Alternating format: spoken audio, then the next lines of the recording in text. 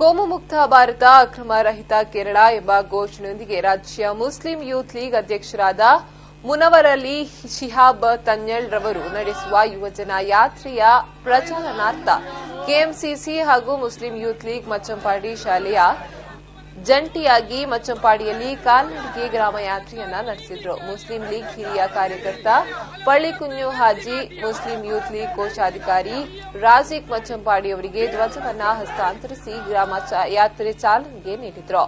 Manjeshwar ಮಮಟಲ್ಲಾ Muslim league ಉಪಾಧ್ಯಕ್ಷ pH Abdul Hamid, Mukhtar A Siddiq Manjeshwar, Ibrahim ಕೊಂಬಲ್ಖುದಿ, Hussain ಮಂಚಂಪಾಡಿ, Ismail ನವಾಬ್ ಮತ್ತಿತರರು ಜಾಥಾದಲ್ಲಿ ಉಪಸ್ಥಿತರಿದ್ದರು.